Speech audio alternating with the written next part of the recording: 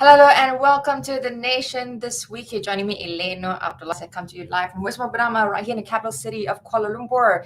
This, of course, is the roundup of the week of the stories that are trending. The Nation This Week welcomes our panelists. Our stellar lineup this week consists of AZMI HASSAN, Geo-strategist, Nusantara Academy, Dr. KUMARARAJAH, Treasurer General, NCCIM, MARESA, CEO and founder of the Asst.Producer. Welcome to our weekly roundup. We have quite a few stories that have been trending this week. Let me start off with one of the stories that we picked up from our studio area. We talked about the housing census, and apparently based on a 2020 population and housing census, Malaysia's population is now 32.4 million, and the country's population registered a compound annual growth rate of 1.7% over a 10-year period. And this is, of course, statistics based on ethnic groups make up Bumiputra 69.4%, followed by Chinese 23.2%, Indian 6.7%, and others at 0.7%. Any comments, panelists, with regards to our latest population census? I mean, Elane, because we are probably aging. I think what you're trying to make sure is like we are probably at a very aging population. We have got the while we're having all this Undi 18 story, which is basically driving our political speed. But if you look at the aging population, it is increasing, and I think that's a trend world over, especially in developing and developed economies. Europe is actually now at 20-25%. So we are heading there, which means at some point in time there will be a lot of shift in our policies, especially the pensioners, the number of productive workers compared to those in the old age and all. So those are things that we probably have to already look at, primarily because we already carry a very heavy burden in terms of our pensions, and you know that our retirement schemes are actually pretty big, on our budget. So that is something that we must look forward to, start working on it now. Yeah, we're all aging as we are speaking here at this point of time. This is the 65 and above. Elane. Yeah. I'm sorry, Elane, but Dr. Eti mentioned pensioner just now. Well, I'm one of the pensioner, Dr. Eti. Yeah, but again, I think the census is very, very critical, not only for our future policy development, but in terms of political. I think in US, they use census data to determine the number of parliament seats for each state. So I think that's very critical. I think Malaysia also should adopt the number of parliament seats that are allocated should be depend on the population, the number of population on one constituency. Why I raise this matter? Because there are voices say that Sarawak should have 1/3 of the parliament seat, Sabah should have 1/3 of parliament seat, as Semenanjung, well, you have another 1/3, 74 seats. I think that's where I want to see in terms of political importance of this particular census data, Elane. Any comments, Marisa? Yeah, I think thank you so much, Azmi, for the political view. I also think that it's an economical view, because I think the cost of living is something to really consider. I think in the course of the last 5 to 10 years, how many condominiums are we building? And condominiums are so much less in terms of space as opposed to landed property. And so when the housing census, we find that it's shrinking, people are they're not thinking of having such big families. Has it got something to do with the cost of living, how much income? It's also a case, in fact, that now if we look at some of the numbers, the cost of living is rising to an extent that there needs to be 2 income bearers in a family. And how do we have, more members of, the group? So those are some of the things that we also have to start thinking about, not just political, I totally agree, but economical is also something that, it's weighing on many future generations, I believe. And one of the news that came out from Bank Negara, I think the governor laid it down, it's more and more expensive to own houses. How does this have, any weightage on what we're talking about with the census? Like it or not, having the data from the census allows us to be able to plan accordingly, and we should use that information to be able to create all the necessary avenues, whether it's a political, economic, as well as about tackling the aging population. Now, the next topic of conversation I'd like to quickly highlight is the MySejahtera recognition, or more specifically, digital vaccination as a whole. Now, in this story, of course, Wisma Putra says following swift action by the Malaysian embassy in Manila, all 7 Malaysians that were stranded at the airport after their digital COVID-19 vaccination credentials were not recognized by the Philippines authorities have been now allowed to enter the Republic. So, gentlemen, what do you have to say with regards to this? We have the question of why were the Malaysians allowed to fly into the Philippines without a COVID-19 digital certification mutual recognition issue. Any comments? Yeah, it's true, Elane. Hold on, Dr. AT. This is a short one. It shouldn't have occurred in the first place. I think somebody did not do their job. I think that's what transpired in Manila. Go ahead, Dr. AT. So that's the thing, Prof. Actually, I was going to say the same thing. I think the laxity in the terms of we've been so used to these laxities that has been provided that we have actually let our guard down. And I think we shouldn't have this happen. Second, I think we did speak about this in terms of this, at least ASEAN harmonization of standards and entry points and quarantine periods and testings protocols, all this I think all these ASEAN countries must sit together and say, look, at least among us with 700 million population, we should start having some sort of a standardization. If not, we're really not going to go anywhere, because this is just one country. What about the rest of the world? Marisa, any thoughts? No, I totally agree with the two gentlemen, because we're talking about opening our borders, right? So if opening the borders mean that people get to fly into Malaysia, then it has something to do with our own policies. But what about every other country that's around us, and how do we capitalize on that as well? Totally agree with Datuk ATK and AZMI. Now, essentially, it's I think, as both everyone has mentioned, that it should not have happened in the first place. Already, Malaysians are traveling to other countries, whether it's the Middle East, the UK, Europe, using the MySejahtera vaccination certificate. So it begs the question of how did this happen in the first place. But with this, I think somebody has now gotten the rap and need to now do their job. Now, quickly to the next topic.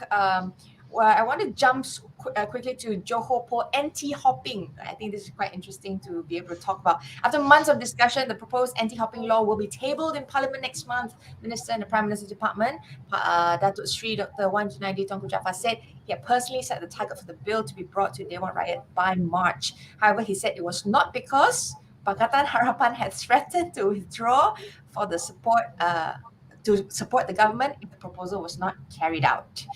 Any comments, gentlemen? AT, you want to start first? I think as far as the anti-hopping law, it's overdue. It started with what Azlina did, and I think there was this recall bill, which kind of bridges a right to a full-fledged anti-hopping law. And I think Wan Junaidi, Dr. Sri also mentioned in terms of, trying to get that denomination right in terms of what really means it, whether what really wants you trigger off a by-election, but then if you keep triggering off so many by-elections, is it really serves the purpose? So I think we'll have to look at anti-hopping law. It's good. We must go there, but we must have a few trigger points. And I think that recall bill, I think one political party actually put up a recall bill at 40% trigger point. And if you do a petition, and I think maybe that's something as a low-hanging fruit, probably be a good way to move towards a full-fledged anti-hopping law.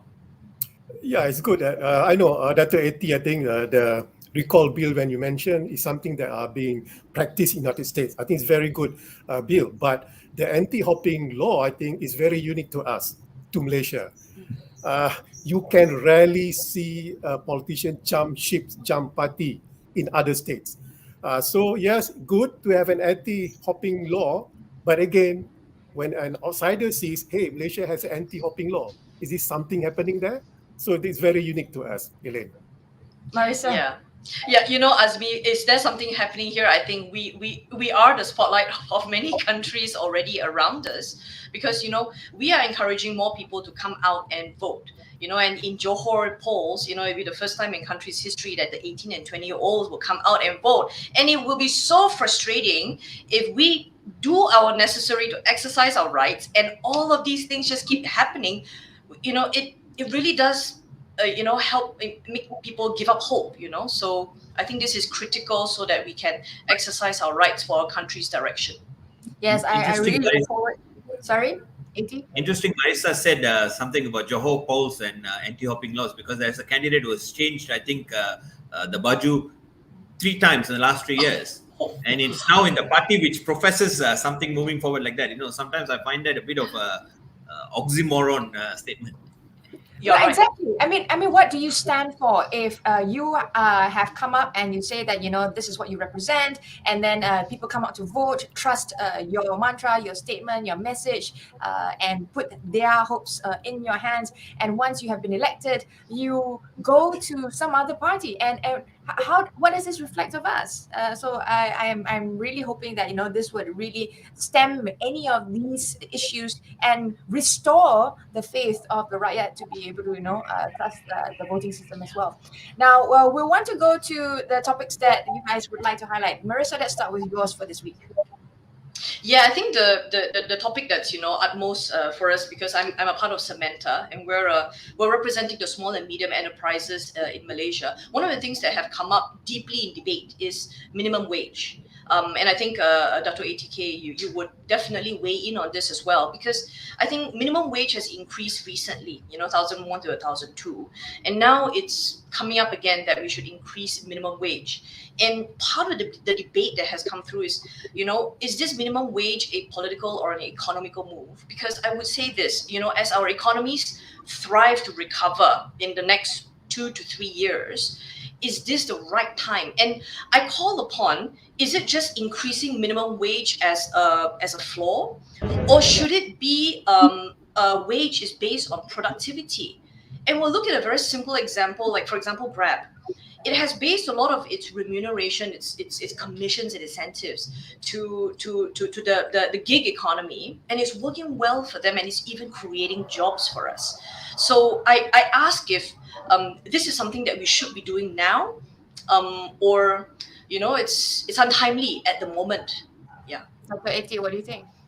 Yeah, I mean, Marisa, anyway, thanks to Samantha for the Chinese New Year invitation you all gave me recently, but I'm not Oh, sure, because I kind of have to disagree a little bit with you, because No in worries. that sense, right, so if you look at the National Wage Consultative Council 2016, we only had this minimum wage going on from 2013. We have adjusted it 4 times. We adjusted it last in 2020, February, and said, look, we bring it to 1,200. And every 2 years, we agreed on a change. And that's a tripartite agreement, employer, and government. So in that way, what the minister said is, look, we will increase it to 1,500 end of the year, which is already like you're late by a year, and to 1,500. My only contention is we are going to a much better economy this year, 5.5% to 6.5% of our expected growth against 3.5% last year. So maybe it is time that the employee shares some amount. The quantum of increase, I agree, is very, very high. Maybe we should come to a 10 or 15% increase as opposed to a 25% increase. But I think an increase is a must, primarily because if you really compare again, right? So our arguments that employers we make is unemployment will go, businesses will close. But every empirical data in developed nations, similar size economies, have shown that really nothing has happened. And that comparison, Bank Negara has done a study. Real wage increase in the last 10 years has been only 2.5% every year, as opposed to productivity, which is 5%. So I think it is time we really adjust slowly, but not such a big jump. I agree there must be an increase, but not such a big jump. AZMI? Sure. Yeah, a quick one about the timeline. As Marisa said just now, there is no good time to raise the minimum wage. Always there will be some opposition.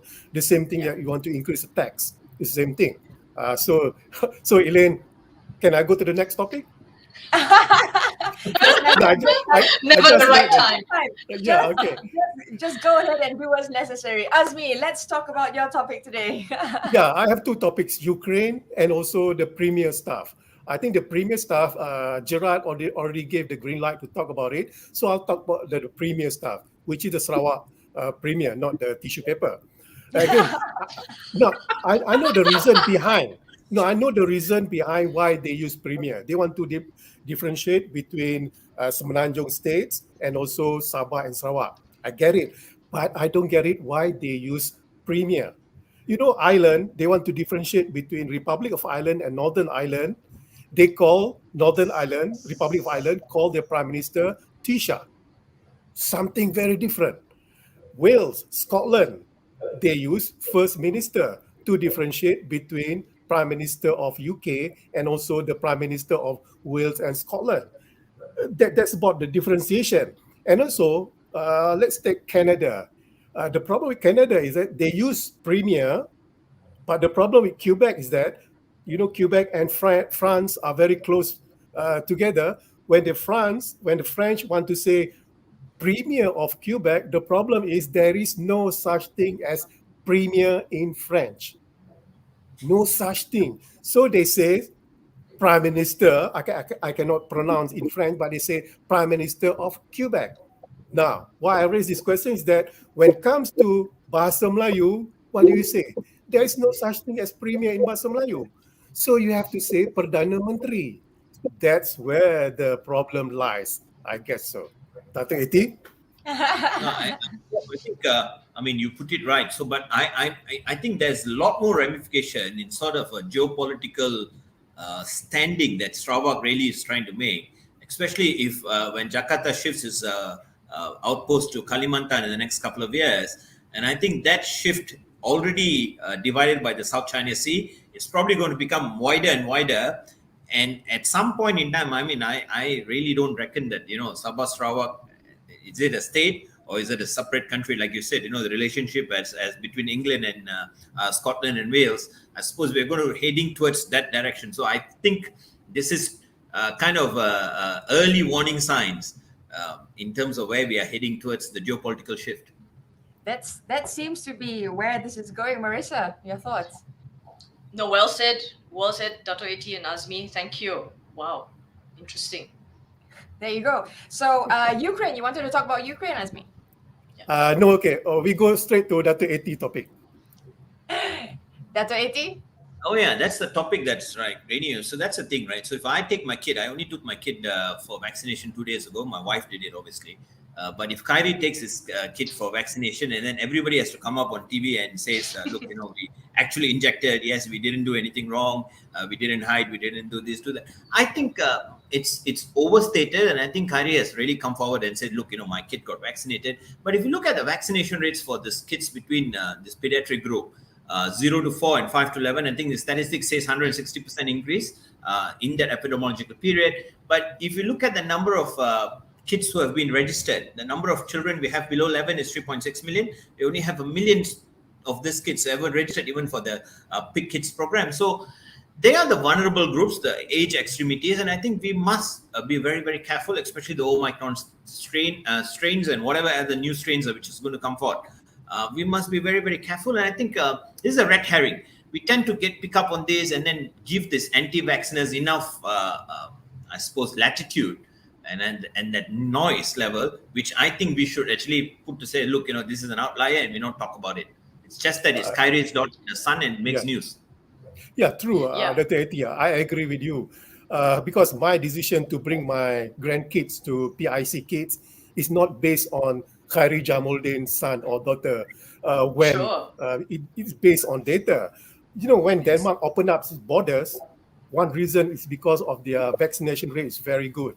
From the age from 5 to adults until 60, 70 years, they have 80% already vaccinated. That's the reason why they open up their borders. No masking are required right now because of the vaccination rate. So I'm quite sad when somebody, a very famous artist, said she want to see Khairi Jamuddin's son or daughter vaccinated first, then she will bring her daughter for vaccination. I think that's very, very sad what's happening right now, Elane. Yeah, I think Dato' Eti is right, because when we talk about the noise, there's a lot of noise, and a lot of it is unofficial noise, and the unofficial noise can be louder than the official noise. And so if it's education and communication that we need, people are fearing bringing their kids for vaccination, and if that's the only proof that they've got, somebody poking air, then that is again the response of the rakyat, right? So at the end of the day, everybody is sort of somebody else goes and does it first and see what happens, and then we'll then join the bandwagon. It's a like it, I think the production team was saying that there's a wait and see attitude among parents, which is very prevalent, and this has been cited as a reason for the low percentage of children getting vaccinated. This was, of course, based on numbers in Labuan under the Pick Kids program. So there's a lot of information that is still circling out there that's preventing people from making sound decisions to be able to decide to be part of that solution as opposed to be sort of the part of the problem. Now, I wanted to jump to topic that one of the topics that we wanted to raise was youth for stable Malaysia. Now, apparently, youth, this is a topic talking about youth being given a role to shape a stronger, more stable Malaysia. And the public is urged to rise up and become a support system for enabling young people to be given a role in shaping a stronger and more stable Malaysia in political, economic, and social aspects. In this story, we're highlighting Belia of the hashtag Rasuah Busters, together with its affiliates in a joint statement today, said they view youths as the roots that would bring more competitive, progressive, innovative characters with a sense of morality and dignity to drive the transformation of the country. According to their statement as well, the country's political, economic, and social landscapes can be strengthened in line with a rapidly progressing world with the direct involvement of youth through ideologies worked out from academic research, technological reform, energy capacity, and the ability to form comprehensive social reform initiatives. I think it's high time already. We've already got only 18. We're looking at polls. We're talking about having representatives that are forward-thinking. Azmi, let's start with you on this story. Talking about youth, the younger generation, I just cannot help to relate it with our political scenario right now. With Undi 18, especially Johor is a test bed for the Undi 18, not only for the 18-21 years old, but for the first timer who never registered to vote before this. There are around 4 to 5 million first timers that nationally that will be for the first time. When come GE15, they will have to vote. But the problem is, Elane, is that around the 5 million, the bulk of the never registered is the younger generation. That's a problem. They are very noisy in the media social about politics, but when it comes to polling day, will they go out to poll? Look at Malacca, 35% that did not go to polls. The bulk of this are from the younger voters. So yes, I'm trying to say to the younger generation, I'm a very veteran voters. I'm going to vote in Johor very soon. I'm going to say to them, yes, 170,000 18-21 voters in Johor, you are very noisy in the media social, but please, when come March 12, come out and vote and make your voice heard. Elane? Yeah. Anyone else? I think go ahead, ATK. Go ahead. That's the thing, right? So, this youth story, it's nothing new. I think many of us have actually recognized it. And coming from the Chambers of Commerce, I can tell you one of the biggest dichotomy we always have. I also started 20 years ago as part of the young entrepreneurs here. But then if you look at how all of us view this, is it a young entrepreneur or is it a young enterprise? That's a lot of difference. Doesn't mean just because somebody who's in the 40s starting a new business means he doesn't get that same level of traction.